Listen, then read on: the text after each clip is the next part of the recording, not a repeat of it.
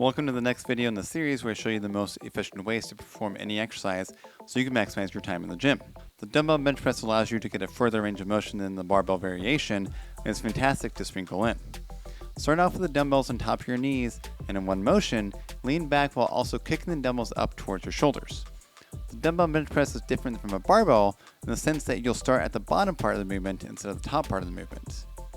When you get into a position, you want your head flat on the bench with your eyes looking at the dumbbells. This will help with proprioception, or knowing where your body is at in space, so you decrease the risk of dislocating your shoulder, as you have two implements to control, the dumbbells, compared to just one, the barbell. You should grip the dumbbells all the way around the handle so your thumb wraps around your fingers. Some people do the false grip where the thumbs aren't wrapped around because they feel the pecs more, but the dumbbells are susceptible to sliding out and taking you out of commission, if you know what I mean. Gripping the dumbbells all the way around also helps your shoulder stabilizers kick in, giving you more control over the dumbbells. Keep your wrists in a slightly extended position so the dumbbell handles are in line with your forearms so you get the most pressing power.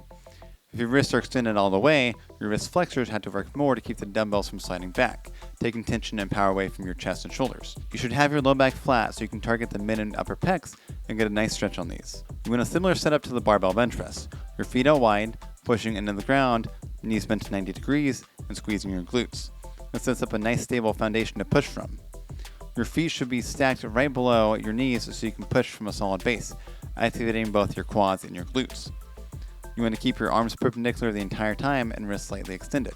If you press with your forearms at an angle instead of straight, it's like using a battering ram that's bent. It's going to break, and you are using more your triceps than your chest, so you won't be able to push as much weight, fatigue out faster, and place undue stress on your wrists and elbows. The freedom of movement with two dumbbells will allow the arms to go from narrower to wider, so take advantage of this by lowering the dumbbells to your armpits.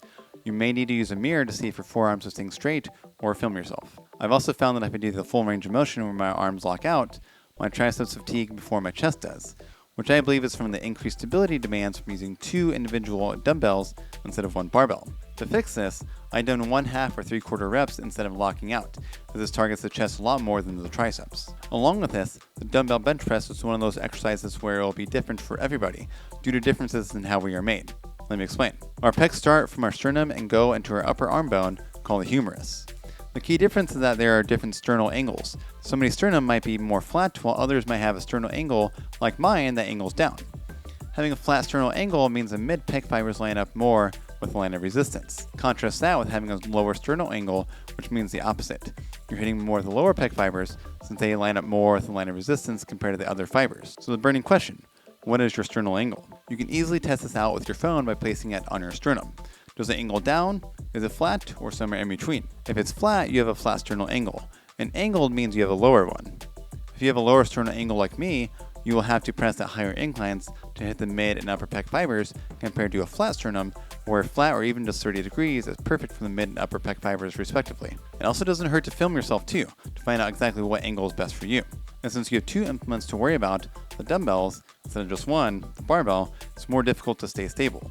So I like to do 8 reps at the very least and work up to the 20 rep range. Working into sets of 20 reps is pretty wild, but super effective for the chest. And 3 to 5 sets should be plenty. If you have any questions about the dumbbell bench press, leave a comment below and I'll do my best to answer you.